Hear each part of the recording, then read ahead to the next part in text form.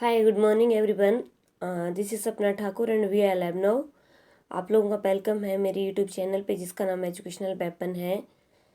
तो जैसे कि मैं आप लोगों के लिए सीडीपी की क्लास लेकर के आती हूँ, तो आज मैं सीडीपी की क्लास लेकर के आई हूँ आप लोगों के लिए चाइल्ड डेवलपमेंट साइकोलॉजी की, जिसमें आपका सेकंड चैप्टर है आनुवंशिकता और पर्यावरण का प्रभाव। हाँ, आनुवंशिकता क्या होती है बताइए, शाबाश। हाँ, आनुवंशिकता का क्या प्रभाव पड़ता है बच्चों के ऊपर।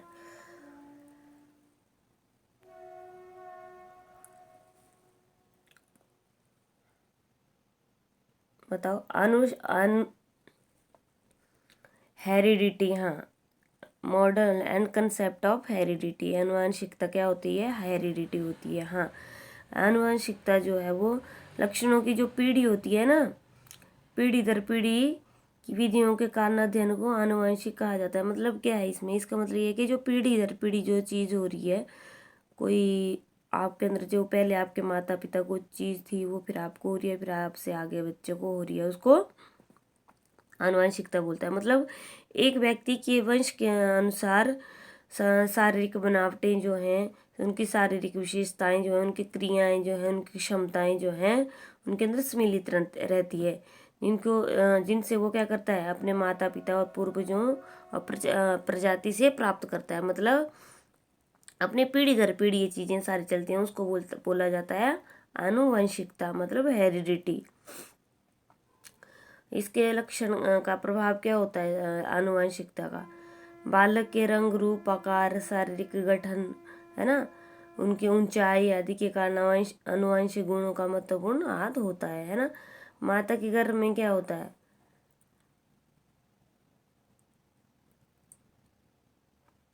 उनके जीन्स जो होते हैं ना वो अलग अलग टाइप के होते हैं ना। हाँ, बालक के आनुवंशिक जो होते हैं ना गुण, उसकी वृद्धि को भी वे वृद्धि और उसके विकास को भी प्रभावित करते हैं। हाँ, यदि क्या है, बालक के जो यदि उसके माता पिता गोरे हैं तो उनका बच्चा ही गोरा होगा, किंतु अगर उसके माता पिता काले हैं ना तो उसके माता पिता भी काले होंगे। इस तरीके से माता पिता की जो अदर उनकी क्वालिटी जो होती है ना वो आनुवंशिक रूप से चलती रहते हैं, है ना। इसी वजह से क्या होता है, जो बच्चा होता है उसकी प्रतिभाशाली एवं सुंदर हो सकता है। यदि कोई बच्चा शारीरिक एवं मानसिक रूप से कमजोर है, उनके वो हैं, तो आगे वो भी उस तरीके से हो सकता है। ठीक है। हाँ, तो उनको बोला जाता है आनुवंशिकता। ठीक है, चलिए डियर, आज की क्लास स्टार्ट करते हैं आनुवंशिकता की। चलिए शाबाश, बताओ आप लोग मेरे को। प्रकृति पोषण विवाद निम्नलिखित में से किससे संबंधित है? हाँ, क्या पूछ रहा है ये पूछ रहा है कि प्रकृति पोषण विवाद निम्न में से किससे रिलेटेड है। नंबर 1 है आपका आनुवंशिक एवं वातावरण से है, व्यवहार एवं वातावरण से है, वातावरण एवं जीव विज्ञान से है, वातावरण एवं पालन पोषण से है। शाबाश, बताओ।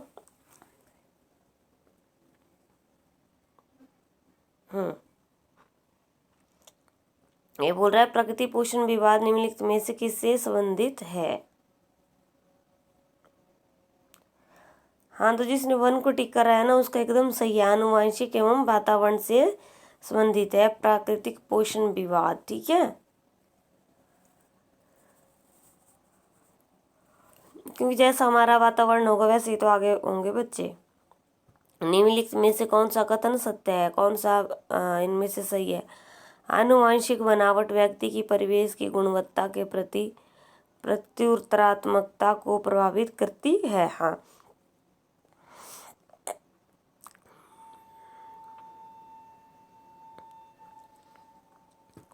आनुवंशिक बनावट व्यक्ति के परिवेश की गुणवत्ता के प्रति प्रत्युत्तरात्मकता को प्रभावित करती है। गोद लिए गए बच्चों का वही बुद्धि लब्धांक होता है जो गोद लिए गए उनके सगे भाई बहनों का होता है। अनुभव मस्तिष्क के विकास को प्रभावित नहीं करता, विद्यालयीकरण का बुद्धि पर कोई प्रभाव नहीं पड़ता। तो ये बोल रहा है कि कौन सा इनमें से कौन सा कथन सत्य है, बताइए। हाँ, तो ये जो बोल रहा है ना, गोद लिए गए बच्चों का वही बुद्धि लब्धांक होता है जो गोद लिए गए उनके सगे भाई बहनों का होता है। नहीं, ये भी गलत है। ये सत्य कैसे गलत है? क्योंकि उनका IQ जो है वो उनके हाँ उनके गोद लिए गए, अगर उनके कोई और भाई बहन है तो उनके गोद लिए भाई बहन का जो IQ होगा अलग होगा और उनका अलग होगा, क्योंकि हेरिडिटी की है ना, ये आनुवंशिकता के अकॉर्डिंग होता है ये। तो ये कैसे हो सकता है? हाँ, तो ये 2 भी गलत है। और नंबर 3 है, अनुभव मस्तिष्क के विकास को प्रभावित नहीं करता है। हाँ, कि जो एक्सपीरियंस जो है वो मस्तिष्क के विकास को प्रभावित नहीं करता है, ये भी गलत है। विद्यालयीकरण का बुद्धि पर कोई प्रभाव नहीं पड़ता, ये भी गलत है। विद्यालय का बुद्धि के ऊपर बहुत ज़्यादा प्रभाव पड़ता है, क्योंकि विद्यालय में ही जाकर के तो बहुत सारी चीज़ों को सीखते हैं। तो ये सही ये गलत है। हाँ, बचा आपका वन, आनुवंशिक बनावट व्यक्ति की परिवेश की गुणवत्ता के प्रति प्रत्युरात्मकता को प्रभावित करती है। हाँ, सही बोल रहा है कि आपकी जो हेरिडिटी है उसमें आपकी जो बनावट, आपका रंग रूप जो है वो, आपका आकार जो है वो उसके परिवेश की गुणवत्ता के प्रति प्रत्युरात्मकता को प्रभावित करती है। हाँ, तो उसने 1 को लॉक किया, उसका एकदम करेक्ट है।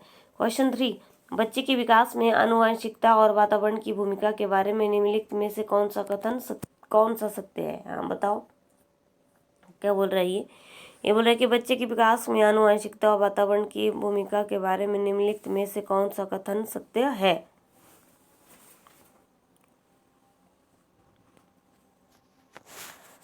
हाँ जी बताइए। आनुवंशिकता और वातावरण दोनों एक बच्चे के विकास में 50-50% योगदान रखते हैं। समवयस्कों और पितरे का सापेक्ष योगदान योगात्मक नहीं होता। आनुवंशिकता और वातावरण एक साथ परिचालित नहीं होते। सहज रुझान वातावरण से संबंधित है, जबकि वास्तविक विकास के लिए आनुवंशिकता जरूरी है।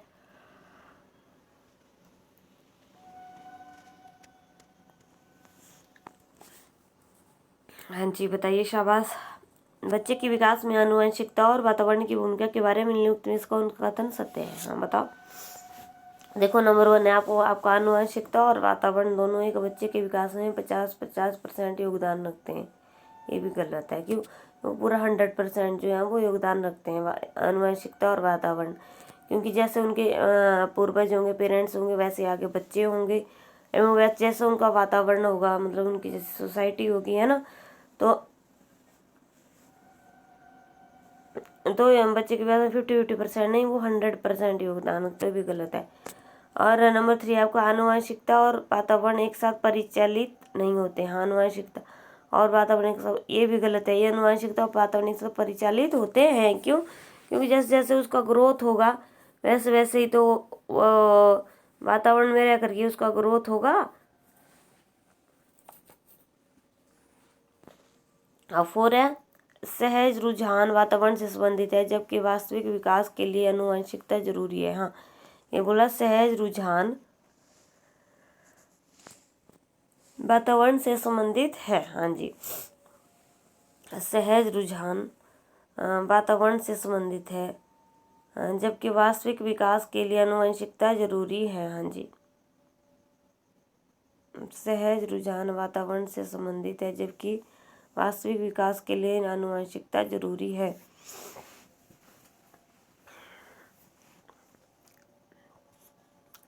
सहज रुझान वातावरण से संबंधित है। हाँ, ये जो है वो वातावरण से रिलेटेड है, जबकि वास्तविक विकास के लिए आनुवंशिकता जरूरी,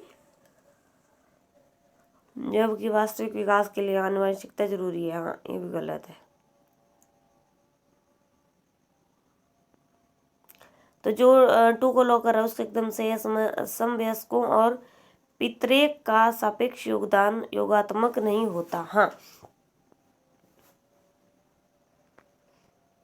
समवयस्कों और पितरेक मतलब जो जीन्स का जो होता है योगदान, जो योगदान नहीं होता, का योगदान नहीं होता। हाँ, समवयस्कों और पितरेक का सापेक्ष मतलब जो हमारे जीन्स हैं उनका योगदान जो है योगात्मक नहीं होता। हाँ, यदि वो जो हमारे जीन्स होते हैं ना, यदि वो बॉडी को पूरा ग्रोथ करने में हमारी हेल्प करते हैं तो क्या होता है, तो वो बच्चे का जो हेरिडिटी है वो उसको नहीं होगी। हाँ, तो समवयस्कों पितरेक का सापेक्ष योगदान योगदान योगात्मक नहीं होता। हाँ, ये एकदम सही है 2 वाला। चलिए अगला क्वेश्चन है, व्यक्तित्व विकास में डैश एक महत्वपूर्ण भूमिका का निर्वाह करता है। हाँ, क्या बोल रही है? बोल रहे हैं व्यक्तित्व विकास में डैश एक महत्वपूर्ण भूमिका का निर्वाह करता है। नंबर 1 है आनुवंशिकता, नंबर 2 है वातावरण, नंबर 3 है आनुवंशिकता और वातावरण का मिश्रण, नंबर 4 है परिवार वृक्षों की संख्या। हाँ, तो व्यक्तित्व मतलब जो इंडिविजुअल है उसके डेवलपमेंट में एक महत्वपूर्ण भूमिका का निर्वाह करता है। हाँ, व्यक्तित्व विकास में डैश एक महत्वपूर्ण भूमिका का निर्वाह करता है। हाँ, आनुवंशिकता का, वातावरण का, आनुवंशिकता वातावरण का मिश्रण का, वृक्षों की संख्या का। शाबाश, बताइए हाँ जी क्या आएगा?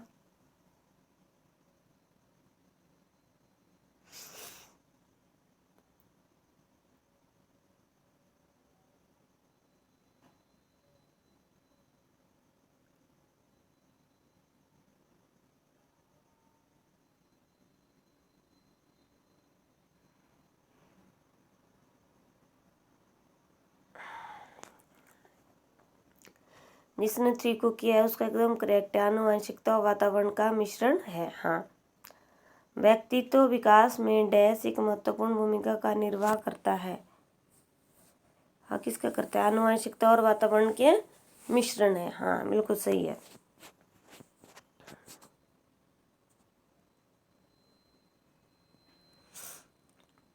हाँ, आनुवंशिकता वातावरण का मिश्रण है। हाँ जी, सही है बिल्कुल। अब 5 है आपका, निम्नलिखित में से कौन सा मुख्य रूप से आनुवंशिकता संबंधी कारक है?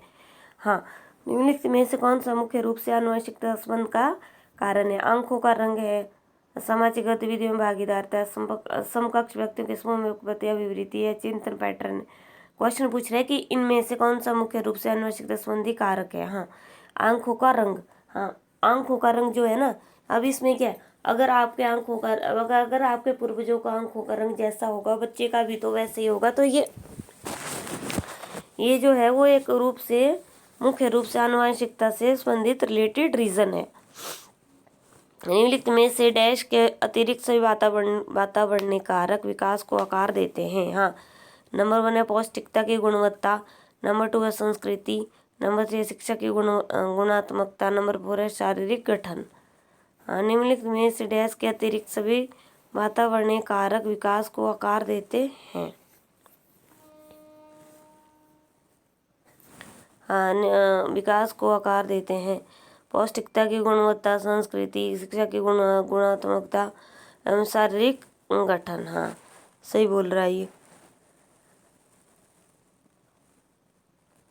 निम्नलिखित में से डैश के अतिरिक्त सभी वातावरणीय कारक विकास को आकार देते हैं। हाँ, हाँ तो जो हाँ, शारीरिक गठन के अलावा जो है वो क्योंकि वो शारीरिक गठन जो है वातावरण में नहीं आता है ये। हाँ, पौष्टिकता की गुणवत्ता आपका, हाँ विकास, अगर आपका पौष्टिक आहार सही होगा तो आपका बॉडी की ग्रोथ भी सही होगी। जैसे आपकी संस्कृति होगी, आप संस्कृति से भी तो कुछ सीखोगे। और शिक्षा की गुणवत्ता, जो जैसी जिस तरीके की आप शिक्षा ग्रहण करोगे उस शिक्षा का आपके विकास के ऊपर बहुत ज़्यादा इफेक्ट पड़ता है। हाँ, तो कौन सा कारक नहीं है? शारीरिक गठन। हाँ, शारीरिक गठन जो है वो उसके अलावा सभी वातावरणीय कार्य विकास को आकार देते हैं। जो जिसने 4 को किया उसका एकदम करेक्ट है। 7 है आपका, आनुवंशिकता को डैश सामाजिक संरचना माना जाता है। हाँ, क्या बोल रहे हैं? ये बोल रहे हैं कि आनुवंशिकता को डैश सामाजिक संरचना माना जाता है। हाँ, क्या माना जाता है आनुवंशिकता को? आनुवंशिकता को डैश सामाजिक संरचना माना जाता है। गौण माना जाता है, गत्यात्मक माना जाता है, स्थिर माना जाता है, प्राथमिक माना जाता है।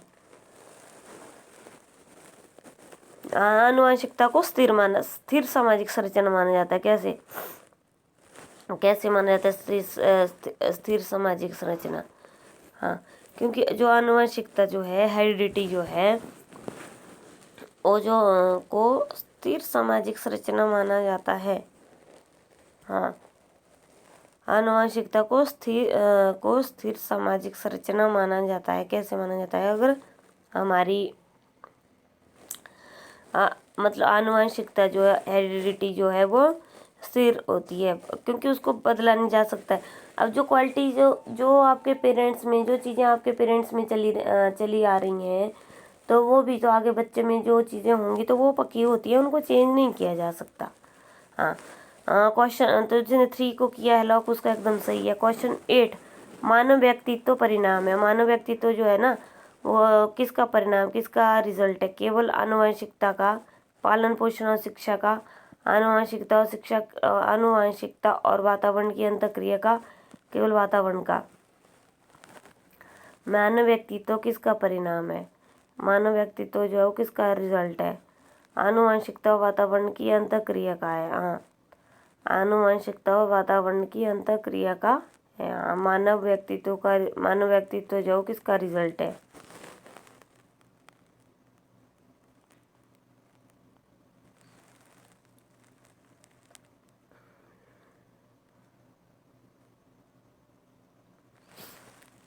मानव व्यक्तित्व जो है वो किसका रिजल्ट है? बताओ, मानव व्यक्तित्व जो है वो किसका रिजल्ट है? हाँ, आनुवंशिकता वातावरण की अंतःक्रिया का रिजल्ट है। हेरिडिटी और जो उसका वातावरण है उसकी क्रिया का जो है वो रिजल्ट है। क्वेश्चन 9, माता पिता से संतानों को प्राप्त होने वाले गुणों को क्या कहते हैं? वंश कहते हैं, वंशानुक्रम कहते हैं, वातावरण कहते हैं, इनमें से कोई नहीं। हाँ, तो किस पे आएगा? माता पिता से संतान को प्राप्त होने वाले गुणों को क्या कहते हैं? वंश भी नहीं कहते हैं, वातावरण भी नहीं कहते हैं।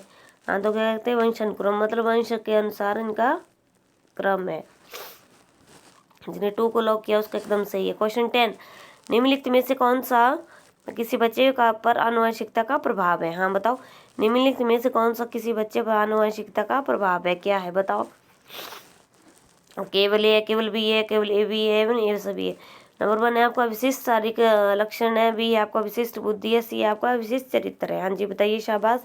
निम्नलिखित में से कौन सा किसी बच्चे पर आनुवंशिकता का प्रभाव है? हाँ, क्या आनुवंशिकता का प्रभाव क्या है इनमें से? बताओ, शाबाश, बताइए, शाबाश। आनुवंशिकता का प्रभाव क्या है? बताओ। हाँ, केवल ए आएगा, केवल बी आएगा, बी आएगा उनसे। हाँ, विशिष्ट शारीरिक लक्षण भी हो सकते हैं उसके अंदर, उसके शरीर के लक्षण जो है जो कुछ अलग अलग हो सकते हैं, विशिष्ट हो सकते हैं। उसकी विशिष्ट बुद्धि हो सकती है, उसकी बुद्धि जो है वो बहुत ज़्यादा तेज भी हो सकती है।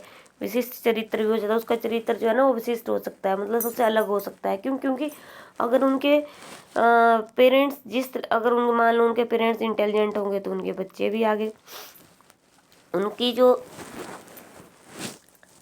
अगर उनके पेरेंट्स का रंग काला होगा तो आगे बच्चों का रंग भी काला होगा, है ना। तो आनुवंशिकता का इसी चीज़ के बच्चे के ऊपर प्रभाव पड़ता है। तो ये सारे रीज़न आएंगे, ठीक है। चलिए, तो इसमें कहाँ पे टिक लगेगा? 4 पे। हाँ, क्वेश्चन 11, आपकी कक्षा का एक छात्र बुद्धि से बहुत श्रेष्ठ है लेकिन शरीर से काफ़ी कमज़ोर है। आप उसके पिता से मिलते हैं, देखते हैं कि उसके पिता भी बुद्धि से श्रेष्ठ हैं किंतु शरीर से काफ़ी कमज़ोर है। आपके अनुसार इसका कारण क्या हो सकता है? बताइए, क्या हो सकता है इसका कारण? पौष्टिक भोजन का अभाव है, कि उसके पूर्ण तरीके से भोजन नहीं मिल रहा है, उसके कमी हो रही है, पिछले कई वर्षों की बीमारी हो रही है, उसको कई सालों से वो किसी बीमारी से ग्रस्त है, या आनुवंशिकता का प्रभाव है, या इनमें से कोई नहीं है? बताइए। आप कक्षा के किसी एक छात्र बुद्धि में बहुत श्रेष्ठ है, बताओ। हाँ, उसकी जो बुद्धि जो है वो बहुत ज़्यादा श्रेष्ठ है लेकिन शरीर से काफ़ी कमज़ोर है। आप उसके माता पिता से मिलते देखते हैं, उसके माता पिता भी बुद्धि से श्रेष्ठ हैं किंतु शरीर से कमज़ोर है। उनके अनुसार बच्चे का कारण क्या हो सकता है? हाँ, आनुवंशिकता का प्रभाव हो सकता है, क्योंकि जैसे वो, हाँ, पीढ़ी दर पीढ़ी चलता है ना ये। हाँ, तो आनुवंशिकता का प्रभाव हो सकता है क्योंकि उसके पिता भी जो हैं वो बुद्धि से तेज लेंगे, शरीर से कमज़ोर है। हाँ, तो बच्चा भी आगे वैसे ही होगा। तो वो कौन से पे टिक आएगा? आनुवंशिकता का प्रभाव। हाँ हाँ, 3 पे टिक आएगा, वेरी गुड। हाँ, क्वेश्चन 12, आनुवंशिकता तो वातावरण परस्पर है, क्या है? निर्भर है, पूरक है। हाँ, एक साइड में निर्भर दिया हुआ है, पूरक दिया हुआ है, उनको मैच करना है। हाँ, या सहयोगी है, नहीं मैच नहीं करना है। हाँ, या सहयोगी है। बताइए, केवल ए आएगा, केवल सी आएगा, केवल बी आएगा? आनुवंशिकता तो वातावरण परस्पर क्या है? आपस में क्या है? हाँ, निर्भर भी हैं, एक दूसरे के ऊपर डिपेंडेंट है, पूरक भी हैं, एक दूसरे के सहयोगी हैं। बिल्कुल सही बोल रहे हैं। क्यों? वातावरण वातावरण से हम देखो बहुत सारी चीज़ों को सीखते हैं, है ना। तो आनुवंशिकता वातावरण परस्पर एक क्या है?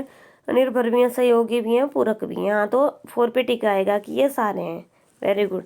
चलिए, क्वेश्चन 13, आपकी कक्षा का एक छात्र कक्षा में रोज अनुशासनहीनता करता है। आप इस समस्या के समाधान हेतु निम्नलिखित में से क्या उपाय अपनाएंगे? उसके वंशानुक्रम तथा वातावरण का पता लगाकर उसका सही दिशा में मार्गदर्शन करेंगे। छात्र को रोज पिटेंगे जब तक कि वह कक्षा में अनुशासनहीनता करना नहीं छोड़ देता है। या क्या करेंगे? स्कूल से उसका नाम काटने के लिए प्रधानाचार्य से कहेंगे, या उसको इलाज के लिए किसी अच्छे मनोचिकित्सक के पास लेकर जाएंगे। हाँ जी बताइए शाबाश, क्या आएगा? आपकी कक्षा का एक छात्र कक्षा में रोज अनुशासनहीनता करता है। आप इस समस्या के समाधान हेतु निम्न में से क्या उपाय अपनाएंगे? क्या उपाय अपनाओगे निम्न में से? बताओ शाबाश, क्या उपाय बताओगे अपनाओगे? हाँ, एक छात्र रोज का मतलब इनडिसिप्लिन में रहता है, वो इनडिसिप्लिन क्रिएट करता है क्लास में, तो आप इस समस्या के सोल्यूशन के लिए क्या करो? क्या उसको निम्न में से क्या उपाय अपनाओगे? हाँ, उसकी वंशानुक्रम तथा वातावरण का पता लगाकर उसका सही दिशा में मार्गदर्शन करेंगे। छात्र को रोज पिटेंगे जब तक कि वह कक्षा में अनुशासनहीनता करना नहीं छोड़ देता है। स्कूल से उसका नाम काटने के लिए प्रधानाचार्य से कहेंगे, या उसको इलाज के लिए किसी अच्छे मनोचिकित्सक के पास लेकर जाएंगे। बताओ क्या करोगे आप? हाँ, आपकी कक्षा का एक छात्र कक्षा में रोज अनुशासनहीनता करता है। आप इस समस्या के समाधान हेतु क्या करोगे? बताओ। हाँ जी बताइए, आप क्या करोगे? हाँ बताओ, आप इस समस्या के समाधान हेतु क्या करोगे? बताओ। हाँ उसकी हाँ, छात्र को नहीं पीटना उनके सोल्यूशन थोड़ी होता है, अगर वो मतलब इनडिसिप्लिन करता है तो। स्कूल से उसका नाम काटने के लिए बताना नहीं। आप एक टीचर हो तो आप स्कूल से उसका नाम ही निकाल सकते हो। एक टीचर होने के नाते आपको क्या करना होगा? बताओ। उसको इलाज के लिए किसी अन्य मनोचिकित्सक के पास लेकर के जाएंगे नहीं, आप इस चीज़ को भी नहीं कर सकते हो। आपको क्या करना पड़ेगा? उसके वंशानुक्रम तथा वातावरण का पता लगाकर उसका सही दिशा में मार्गदर्शन करेंगे। उसकी किस वंश से रिलेटेड है ये, उसका वंश का अनुक्रम जो है वो मतलब उनके वंश में क्या प्रॉब्लम है उनका पता लगाएंगे और उनको अच्छे तरीके से मार्गदर्शन करेंगे, मतलब उनको समझाएंगे। हाँ, तो जिसने वन को लॉक किया उसका एकदम करेक्ट है। क्वेश्चन 14, बालक क्या है, उसकी क्षमता क्या है, उसका पर्याप्त विकास क्यों नहीं हो रहा है? यदि प्रश्नों के उत्तरदायी तत्व हैं, आधे प्रश्नों के उत्तरदायी तत्व हैं। नंबर 1 है आपका वंशानुक्रम, बी है वातावरण, बालक क्या है, उसकी क्षमता क्या है? हाँ जी बताइए शाबाश, बालक क्या है, उसकी क्षमता क्या है, उसका वातावरण, उसका पर्याप्त विकास क्यों नहीं हो रहा है। आधे प्रश्नों को उत्तरदायी तत्व हैं, क्या है? ए वंशानुक्रम है, 2 बी वातावरण है। हाँ बताइए क्या आएगा शाबाश, क्या आएगा? ए एवं बी दोनों आएंगे। हम उसका वंशानुक्रम भी है, वातावरण भी है, बिल्कुल सही है। हाँ, बालक क्या है, वो उसकी क्षमता क्या है, उसका पर्याप्त विकास क्यों नहीं हो रहा है, उसका प्रश्न को उत्तर देते। हाँ, उसका वंशानुक्रम भी है, क्यों? हाँ, उसके वंश में कोई ऐसी दिक्कत तो नहीं है जिसकी वजह से इसको ये प्रॉब्लम है। और वातावरण, हाँ, जिस वातावरण में वो रह रहा है, जो प्रॉब्लम चीज़ों को सीख रहा है, वो कैसे लोगों के साथ रह रहा है ना, तो ये जो है ये आधे प्रश्नों के उसके डेवलपमेंट के और उसकी क्षमता के बालक क्या है, आधे उत्तरदायी तत्व हैं। हाँ, तो ए एवं बी दोनों आएंगे। यस, 2 पे लॉक होगा। 15, क्वेश्चन 15, आप दिल्ली के किसी केंद्रीय विद्यालय में शिक्षक हैं। आपकी कक्षा का एक छात्र अफजल हिमाचल प्रदेश का रहने वाला है तथा वह अन्य छात्र सुदेव केरल का मूल निवासी है। आप दोनों के रंग, रूप, स्वभाव आदि में काफ़ी भिन्नता देखते हैं, इसका प्रमुख कारण हो सकता है, इसका प्रमुख कारण क्या है? हाँ, ये क्या बोल रहा है कि आप दिल्ली के सेंट्रल स्कूल में एक टीचर हैं। आपकी कक्षा का एक छात्र अफजल हिमाचल प्रदेश का रहने वाला था, अन्य छात्र सुदीप केरल का मूल निवासी। आप दोनों के रंग, रूप, स्वभाव आदि में अलग अलग डिफरेंस देखते हैं, इसका मुख्य रीज़न क्या हो सकता है? हाँ, इसका रीज़न क्या हो सकता है? वातावरणीय प्रभाव हो सकता है। हाँ, विद्यालय में दोनों का शैक्षिक स्तर हो सकता है, आप शिक्षण विधि हो सकता है, उपरोक्त सभी नहीं। देखिए, विद्यालय में दोनों का शैक्षिक स्तर भी नहीं हो सकता है, क्योंकि विद्यालय में दोनों को एक समान पढ़ाई मिलती है। आपकी शिक्षण विधि नहीं कि हमारे शिक्षण विधि में कोई प्रॉब्लम है कि हम एक को अलग तरीके से पढ़ा रहे हैं और दूसरे को अलग तरीके से पढ़ा रहे हैं, तो ये भी नहीं आएगा और उपरोक्त सभी भी नहीं आएगा, क्योंकि वो अलग अलग जगह के रहने वाले हैं ना। अब जैसे कि केरल का मौसम कैसा होता है? केरल में हमेशा गर्मी रहती है ना। हिमाचल का मौसम कैसा होता है? हिमाचल में तो हमेशा ठंड रहती है। तो जो उसका वातावरण जो है वो उसका वातावरण का प्रभाव हो सकता है। उनका रंग, दोनों का रंग रूप स्वभाव जो है वो वातावरण के अकॉर्डिंग होता है, ठीक है। क्योंकि जहाँ पे ठंडा मौसम होता है वहाँ के लोग जो होते हैं वो हमेशा गोरे रंग के होते हैं, उनका रंग जो है वो फेयर होता है। और जहाँ पे गर्मी होती है वहाँ पे तो वैसे उनका रंग जो है वो थोड़ा डार्क कलर का होता है ना। तो उनका रंग रूप स्वभाव आदि का जो है वो वातावरण के अकॉर्डिंग जो प्रभाव पड़ता है। तो नंबर 1 के ऊपर टिक आएगा। हाँ 16, प्रत्येक छात्र स्वयं में विभिन्न है। हर छात्र जो है वो आपस में स्वयं में क्या है, एकदम डिफर है। इस तथ्य का मूल कारण क्या है? हाँ इस तथ्य का मूल कारण क्या है बताओ। प्रत्येक छात्र स्वयं सबसे अलग अलग से भिन्न है, अलग अलग डिफरेंस है। भौतिक वातावरण है, सामाजिक वातावरण है, बताओ उसका भौतिक वातावरण है या उसका सामाजिक वातावरण आएगा, बताओ शाबाश क्या आएगा। हाँ जी शाबाश, बताइए क्या आएगा। या उसके वंश का अनुक्रम है, केवल ए आएगा, ए बी आएगा, ए सी आएगा और ये सभी आएगा। हाँ ये सभी हैं, क्यों? क्योंकि उसका भौतिक वातावरण भी हो सकता है, सामाजिक वातावरण भी हो सकता है, वंश अनुक्रम भी हो सकता है।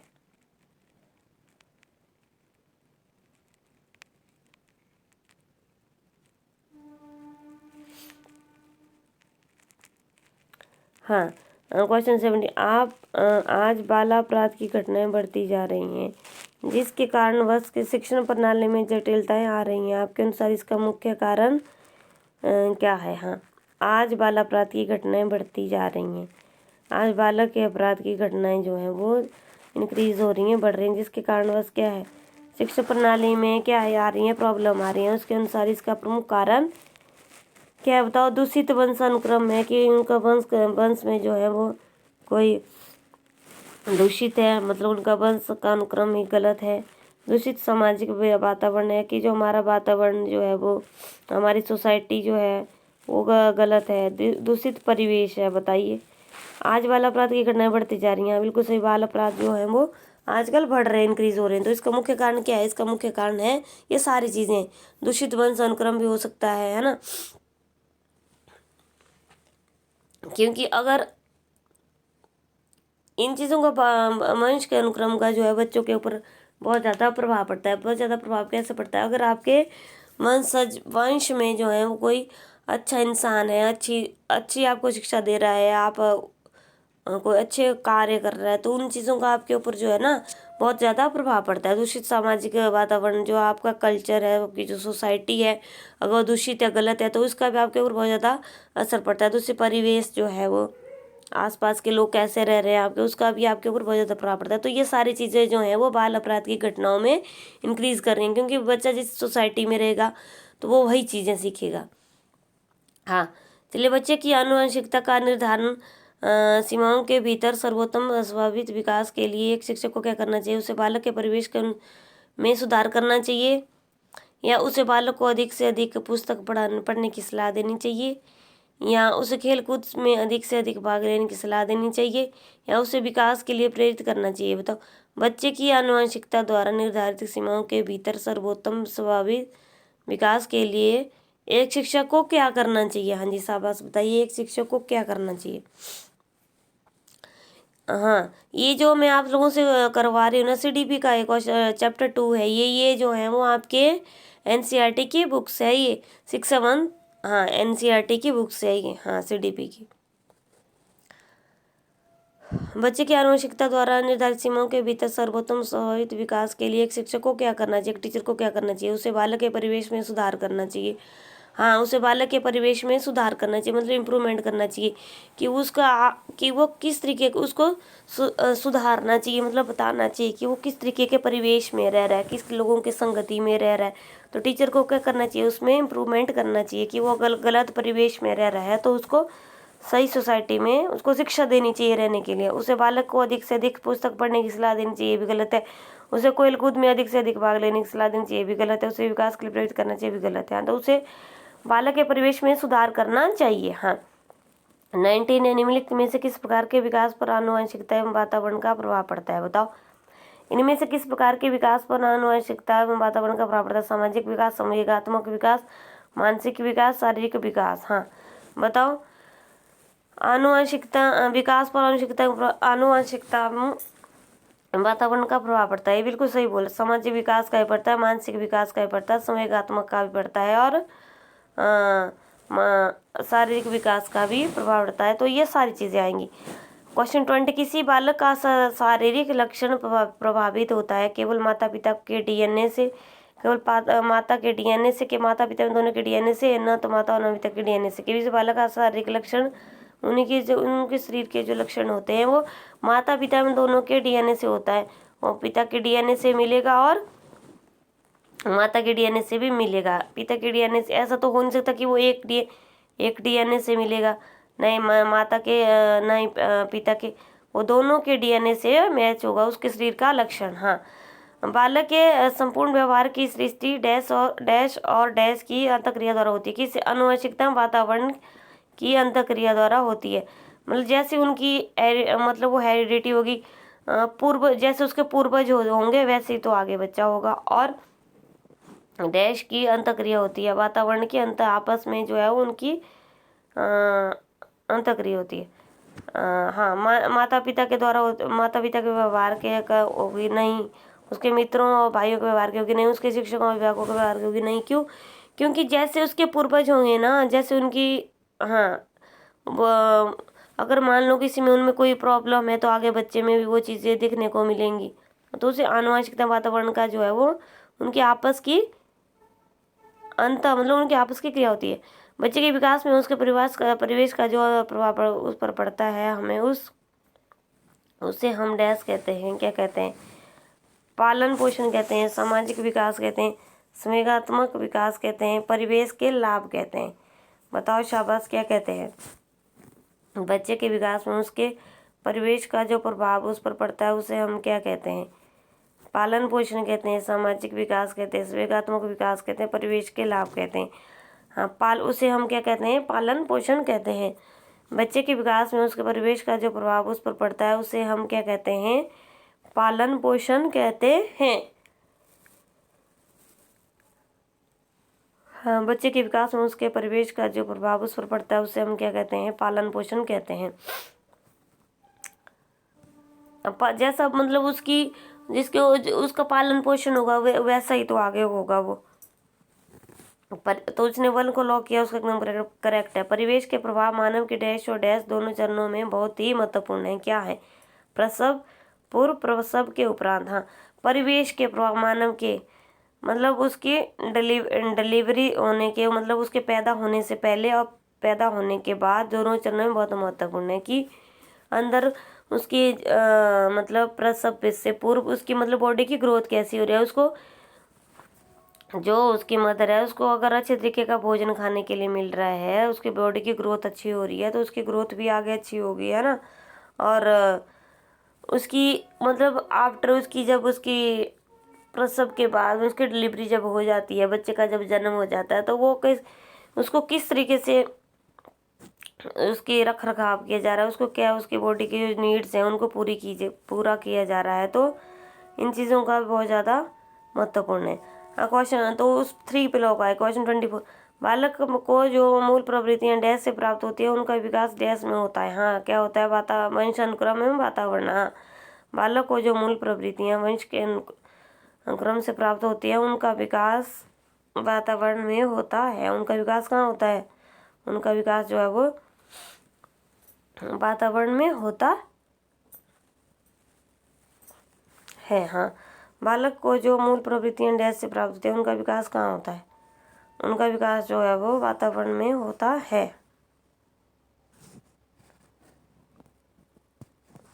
हाँ, क्वेश्चन 20, बालक के समयक विकास के लिए निम्नलिखित में से किन का संयोग सर्वाधिक अनिवार्य है? हाँ, उसके वंशानुक्रम और वातावरण का है।